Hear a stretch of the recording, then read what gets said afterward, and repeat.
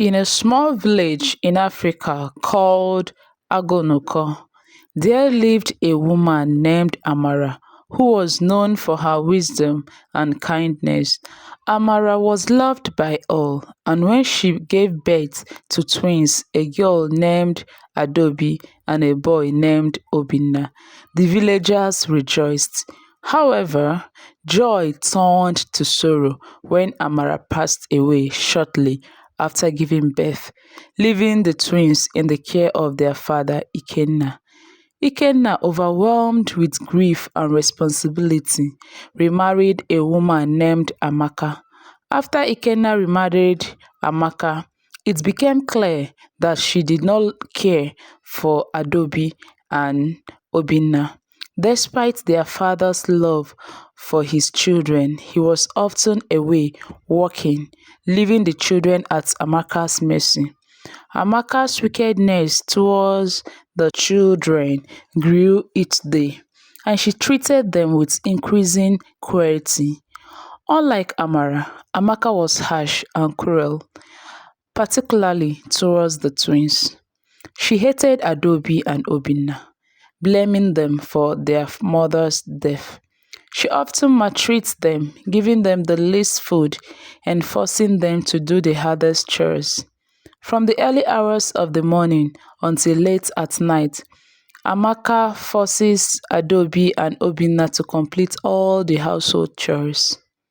They had to fetch water from the river, which was a long journey. They were also responsible for cleaning the house, cooking meals, washing clothes, and tending to the garden, while Amaka would rest and enjoy. The twins would toil all day. Amaka was extremely stingy with food. She gave Adobe and Obinna the smallest portions, often scraps that was not enough to sustain them. The twins frequently went to bed with empty stomachs. Despite their hard work, they were not allowed to eat any of the meals they prepared. Instead, Amaka eats the best food, leaving the twins with an empty stomach. Whenever Amaka was displeased, she would not hesitate to punish the children. If she found any minor mistakes in their chores, she would punish them mercilessly.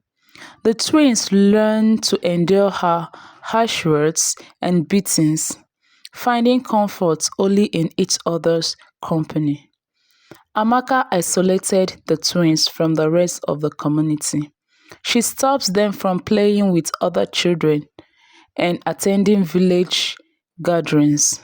This emotional abuse made the twins feel lonely and unloved. They were made to believe that they were worthless and a burden.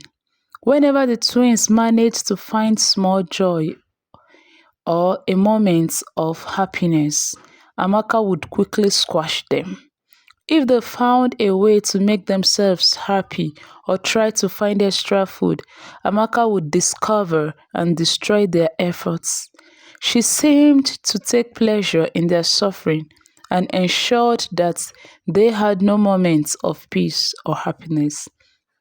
Despite their harsh treatment, Adobe and Obinna grew up strong. They had a special bond, always looking out for each other. Unknown to anyone, the twins carried a divine grace, a blessing from their late mother. This grace manifested in many ways, ensuring that their family always had enough to eat and a roof over their heads, even during difficult times. One year, a severe famine struck the village. Crops withered and the rivers dried up. Hunger and despair spread through the land. Many families struggled to find food, but Ikenna's household, despite Amaka's cruelty, always seemed to have just enough. The villagers noticed this and began to whisper about the strange good fortune of Ikenna's family. Amaka, not knowing the twins' grace, grew increasingly jealous. She believed that her own cunning and resourcefulness were responsible for their survival. Blinded by her pride, she decided that the twins were a burden and conspired to get rid of them. One dark night, she sent Adobe and Obinna away, telling them they were no longer welcome in their own home. "You two are small demons," said Amaka. "My effort to get rid of you is aborted. Instead of dying, you both are eating and growing fat in my house. You don't deserve to be here. You are winch. You deserve to be in the streets suffering the famine with the rest of the villagers. Go away. Never you come back to my house."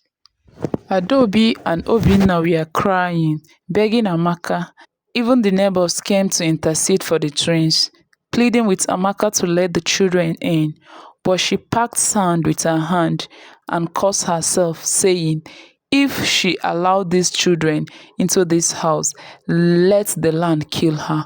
On saying this, she poured the sand and went inside and locked the door.